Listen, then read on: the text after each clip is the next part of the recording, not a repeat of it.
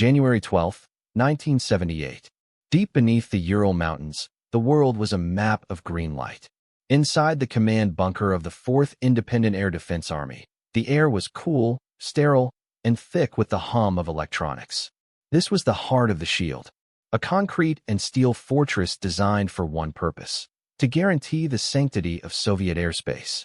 Here, confidence was a mineral, mined from the earth and forged into the radar dishes and missile batteries that guarded the motherland. The men who worked in this subterranean world were priests of a powerful faith. They believed in their system. They believed in the interceptors, the missiles, the wall of energy they projected into the stratosphere.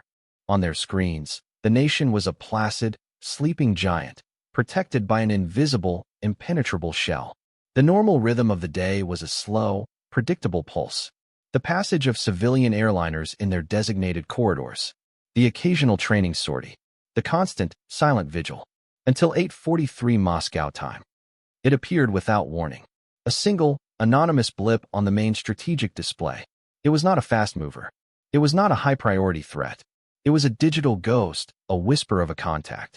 The duty officer, a young lieutenant with tired eyes, noted its parameters.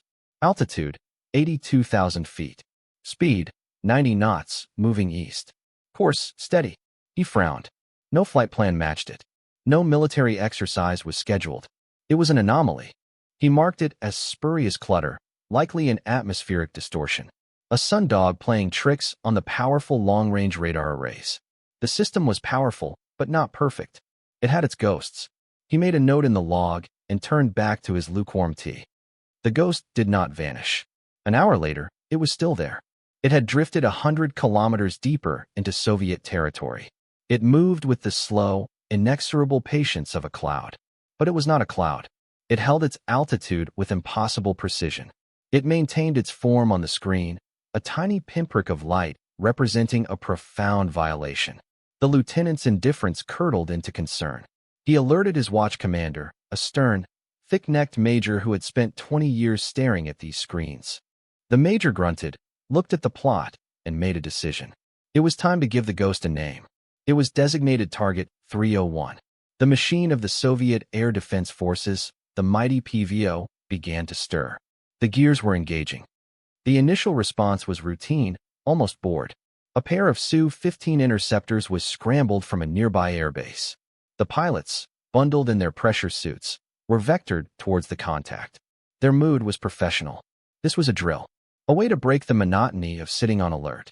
The ground controller's voice crackled in their helmets, calm and precise. Vector 090. Target altitude 82,000. Unidentified, the pilots acknowledged. Their powerful engines pushed them through the thin, cold air, climbing at a ferocious rate. They were eagles, ascending to their domain. But their domain had a ceiling. The Sukhois strained as they reached their operational limit, somewhere above 60,000 feet. The target was still 4 miles above them. It was like trying to touch the moon. The lead pilot, Viktor Belenko, craned his neck, his eyes scanning the deep, dark violet of the upper sky. He saw nothing. Only the cold, indifferent curve of the earth below and the hard point of the sun above. Yet his radar was screaming. A solid lock. A small, weak return, but undeniably there. It was directly overhead. Visual negative, he radioed, his voice tight with confusion. I have no visual on target. But I have a lock.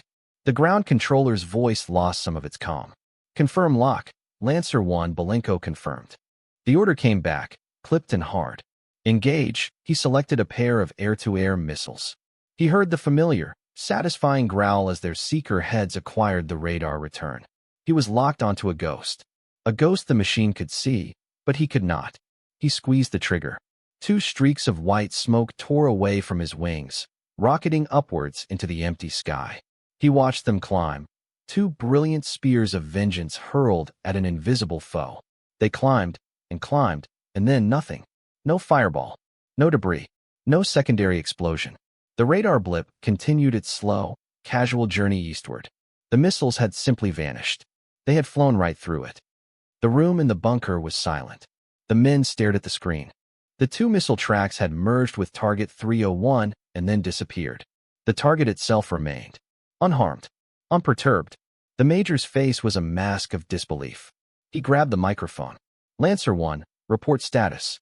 Report effect on target. Belenko's voice came back, laced with a new emotion. Not confusion anymore. It was a nascent, rising dread. No effect. I repeat, no effect on target. It is still there. The pilots were ordered to try again, this time with cannons. They performed a desperate, high-angle climb, pushing their aircraft to the very edge of their performance envelope. They fired bursts of 23mm shells into the empty air where the radar told them the target was. The shells tumbled uselessly in the near vacuum, their trajectories wild and unpredictable. They fell back to Earth, spent and harmless. The target drifted on. The pilots, low on fuel and shaken to their core, were ordered back to base. The impossible event was now a fact. Something was in their sky, and they could not touch it. The incident was no longer a local anomaly. It was a crisis. Within hours, Target 301 had been elevated from a tactical problem to a strategic emergency. The blip, slow and serene, was tracing a path directly over a string of the nation's most sensitive military installations. It passed over an ICBM field, its cameras potentially counting the silos.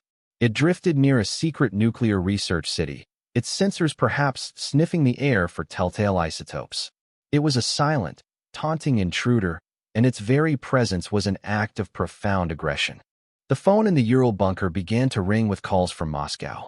First, from PVO headquarters. Then, from the Ministry of Defense. Finally, the dreaded, encrypted line connected to the General Secretary's office. The questions were simple and brutal. What is it? Why is it still there? Why have you not destroyed it? There were no good answers. The failure was total. This was more than a military failure. It was a doctrinal catastrophe. The entire philosophy of the PVO was built upon a single, sacred principle: the inviolability of the Soviet frontier. The PVO was a shield, forged in the fires of the Great Patriotic War to ensure no enemy boot or bomb would ever touch the motherland again.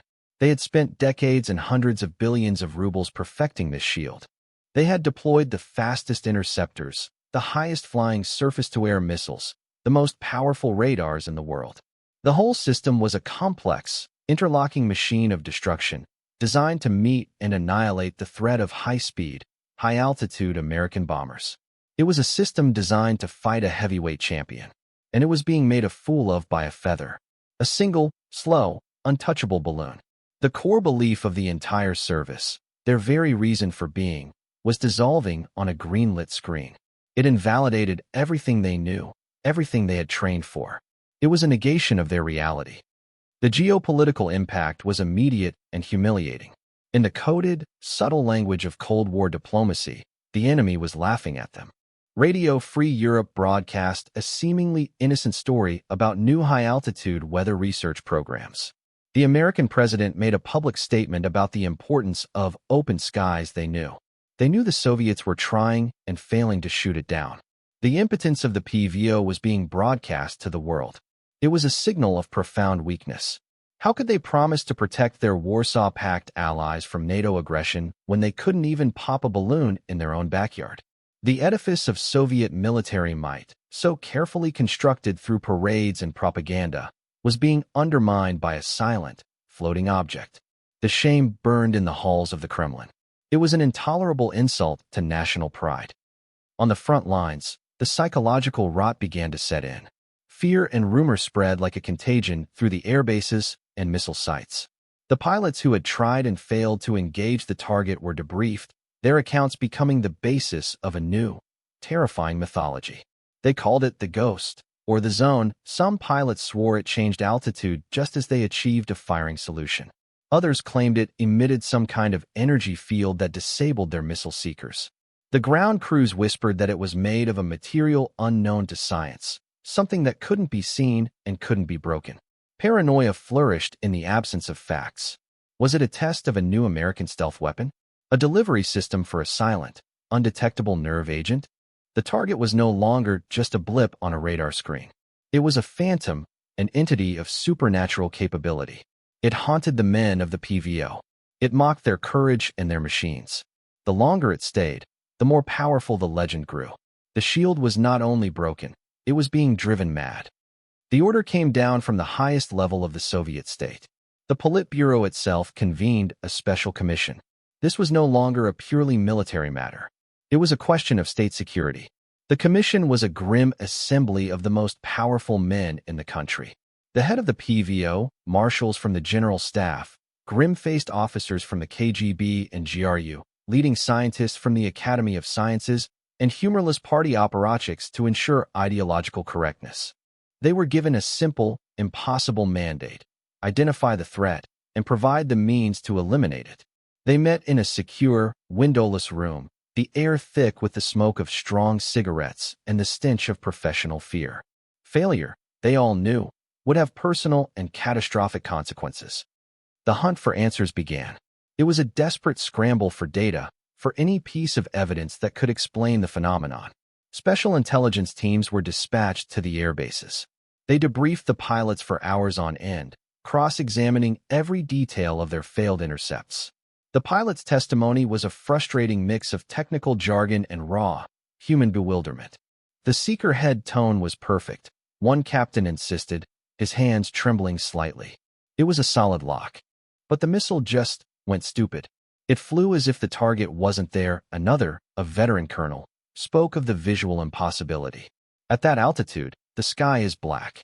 Anything solid, anything reflecting sunlight, should stand out like a diamond on velvet. There was nothing. It is a hole in the sky. Technicians pored over the radar tapes. They analyzed every pulse, every return, every microsecond of data. The target's signature was maddeningly inconsistent. Sometimes it presented a clear, sharp return, like a small aircraft. Moments later, it would fade, becoming a faint, shimmering presence, almost indistinguishable from atmospheric noise. It seemed to breathe, to change its physical properties from one moment to the next. They analyzed the Doppler shifts, trying to detect any sign of an engine, any heat bloom from a propulsion system. There was none.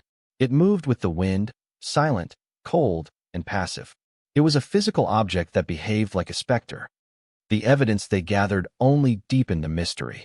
It created a portrait of an object that defied known physics. It was visible to radar, but often invisible to the naked eye. It was solid enough to provide a missile lock, but apparently ethereal enough for those same missiles to pass harmlessly through it. It had no discernible means of propulsion, yet it could, some pilots swore, make subtle adjustments to its altitude to evade attack. The reports were contradictory, incomplete, and nonsensical.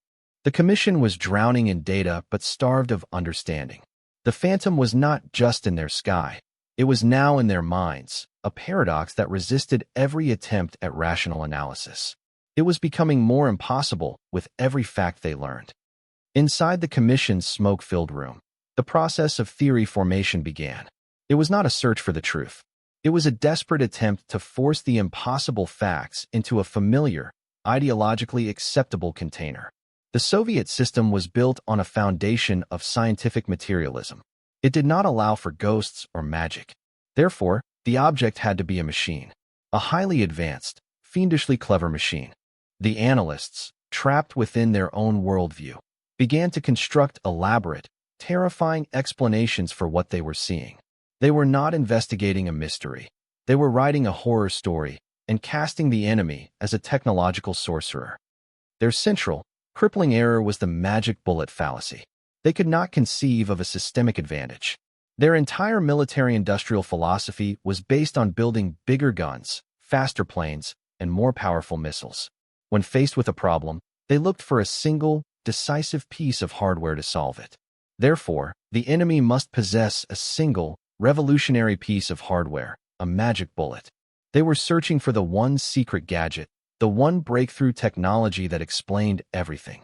The idea that they were being defeated not by a thing, but by a different way of thinking, was intellectually inaccessible to them.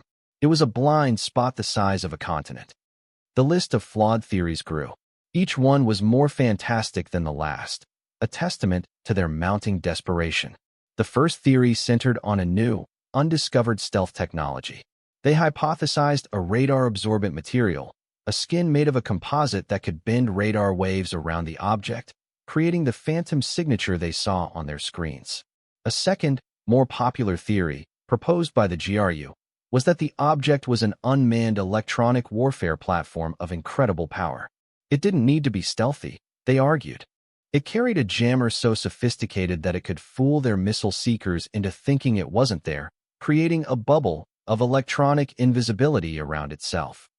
A third theory, championed by the scientists, verged on science fiction. They suggested a self-healing material. The object, they proposed, was covered in a skin of microscopic machines, or nanites, that could instantly seal any puncture from a cannon shell. This would explain why it appeared indestructible. It wasn't armored, it was regenerative. A fourth theory focused on propulsion. Perhaps it had a silent, low-heat engine, something based on magnetohydrodynamics, allowing it to subtly raise and lower its altitude to dodge attacks with minimal energy expenditure.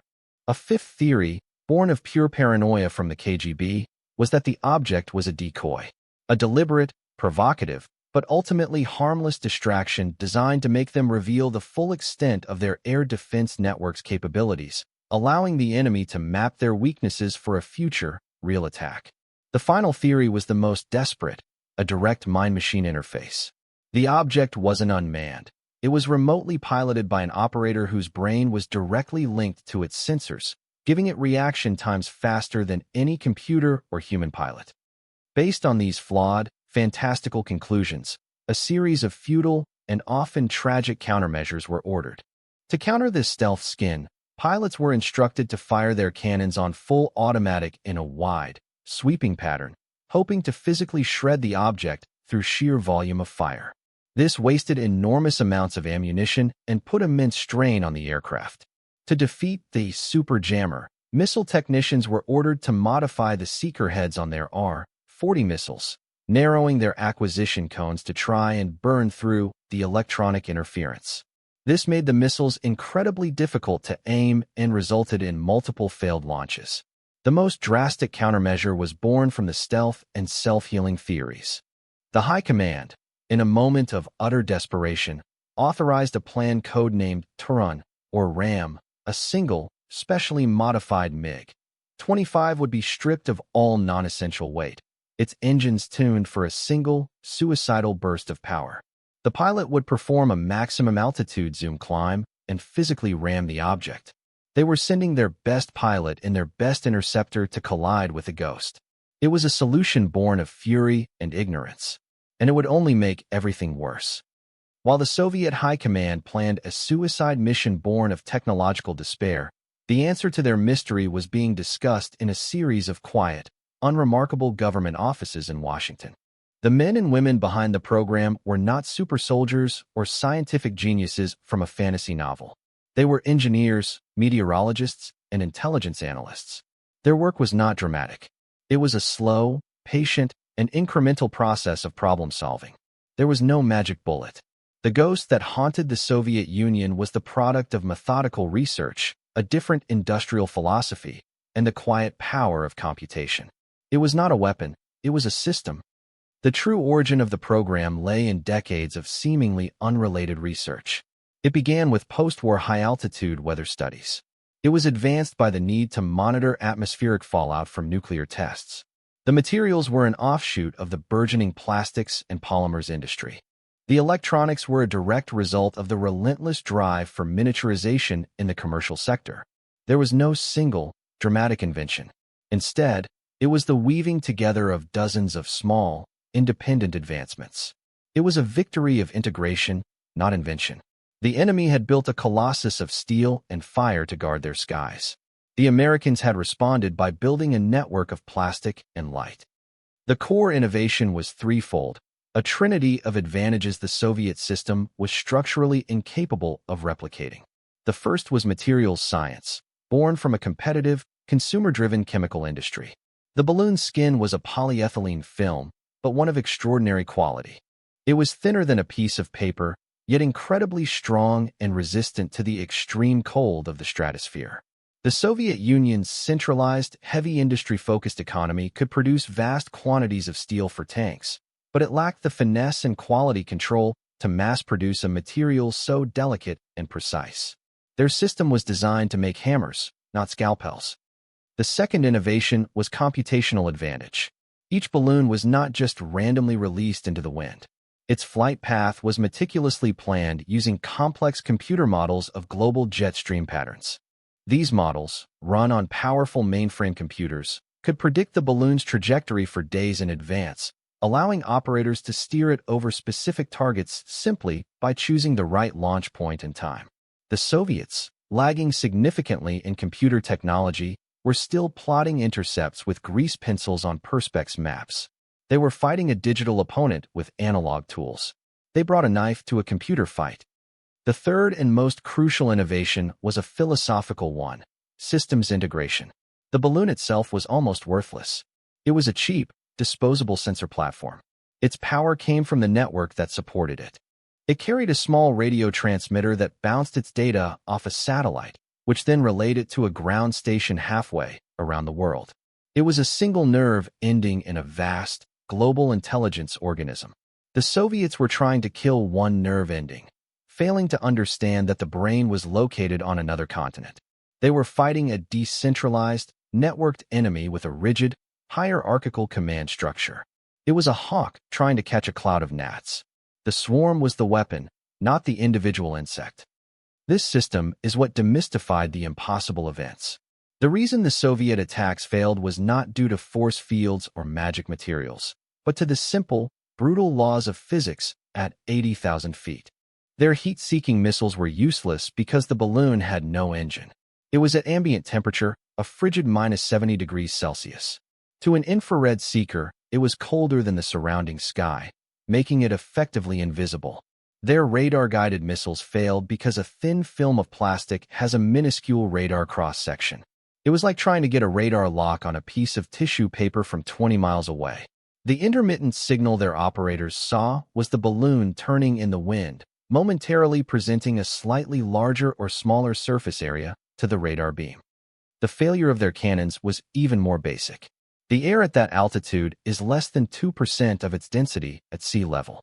A cannon shell, designed to fly a stable trajectory in thick air, becomes an unstable, tumbling piece of metal in a near vacuum. Its accuracy is non-existent. Hitting a target the size of a bus would be a matter of pure luck. And even if, by some miracle, a shell did hit the balloon, what would it do? A 23-millimeter hole in a fabric envelope millions of cubic feet in volume is insignificant. The balloon was not a pressurized aircraft fuselage that would explode when punctured. It was an unpressurized gas bag. It would simply begin to leak helium very, very slowly. It might take days for it to descend. It refused to die because, in a mechanical sense, it was never truly alive. The Soviets were trying to kill a ghost with bullets.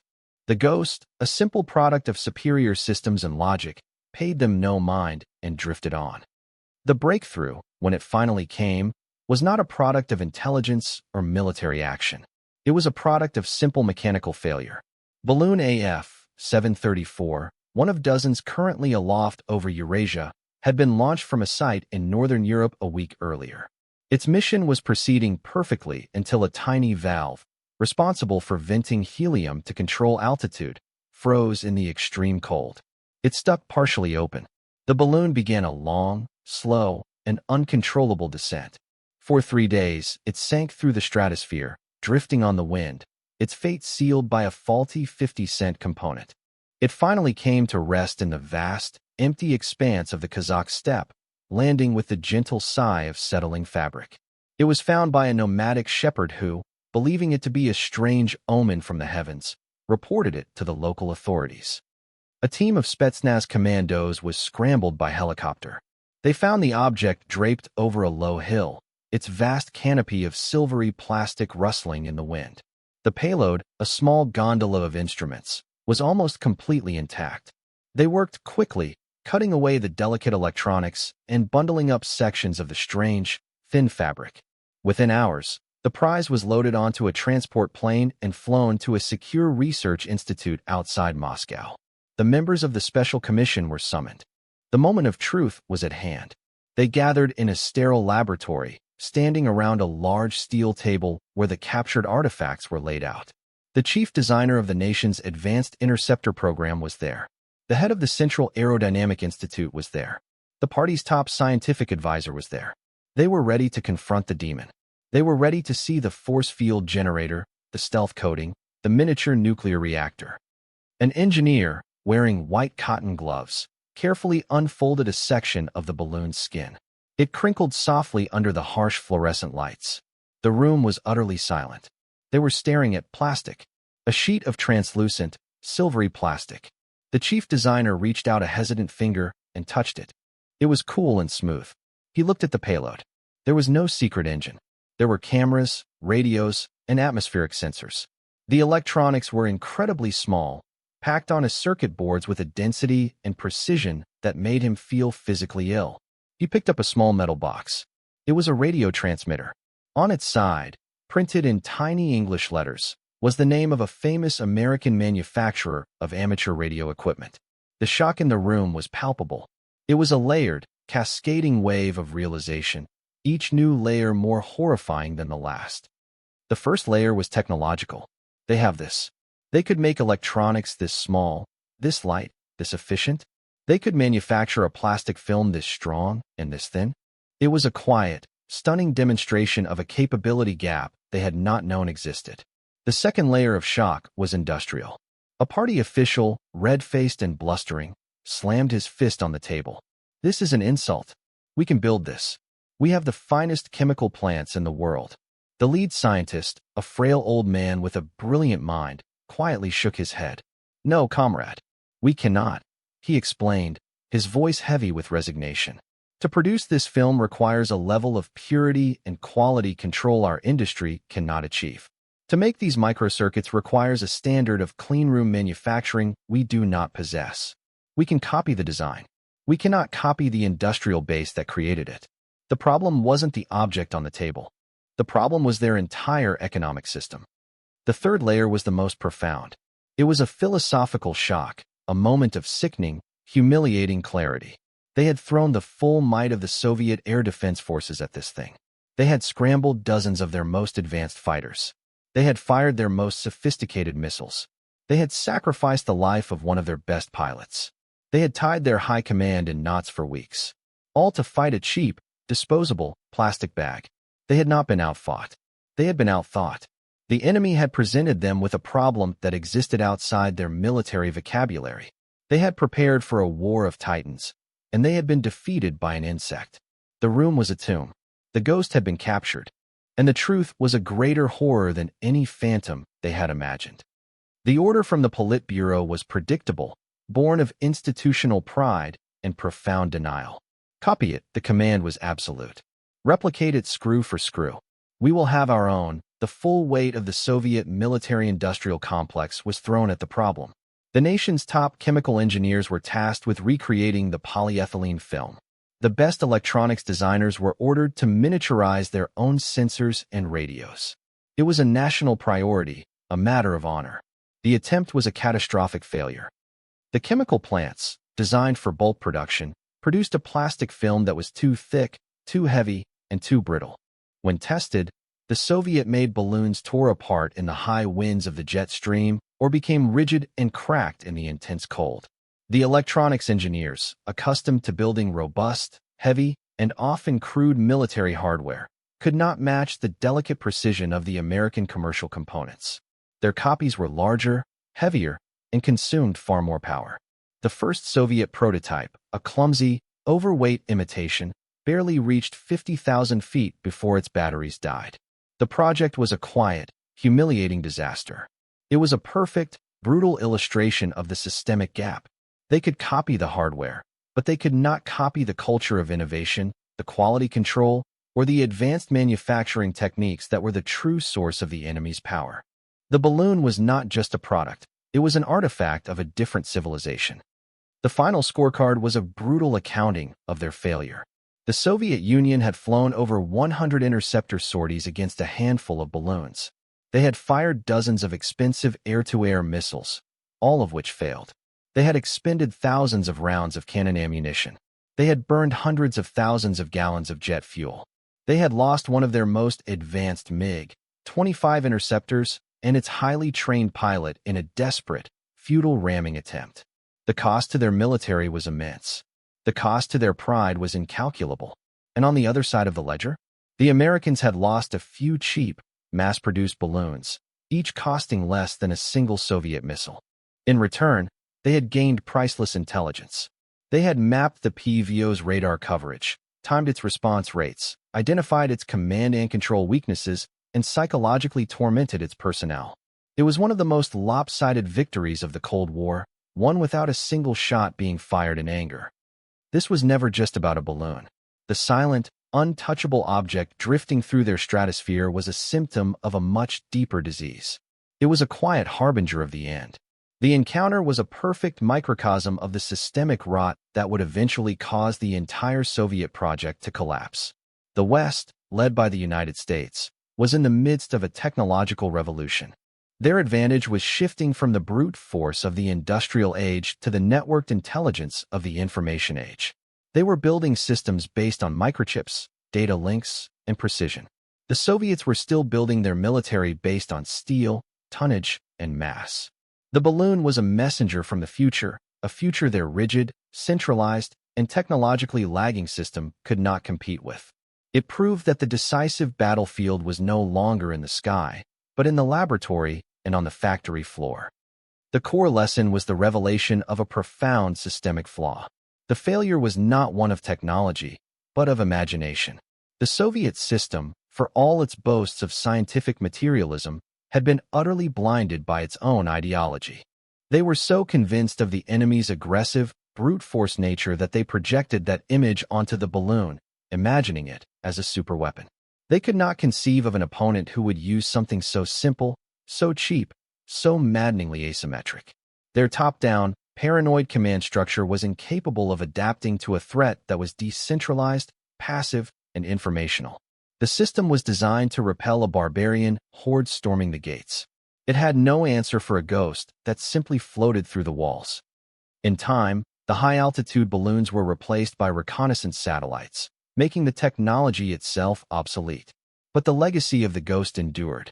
The principle it had so devastatingly demonstrated, using cheap, smart, networked systems to paralyze and defeat expensive, powerful, centralized ones, became the cornerstone of a new American way of war.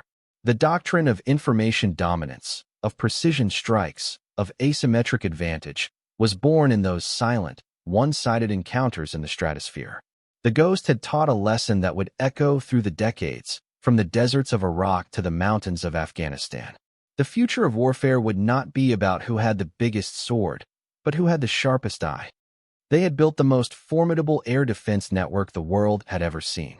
A wall of steel, missiles, and radar stretching across 11 time zones, manned by hundreds of thousands of dedicated soldiers. It was a monument to their power, their paranoia, and their industrial might. But it had been defeated by an enemy that was not a weapon, but an idea. A plastic bag full of helium had proven that the wall was a prison of their own thinking, and the sky was no longer theirs. The balloon destroyed nothing. It simply revealed that, for the Soviet system, everything was already broken.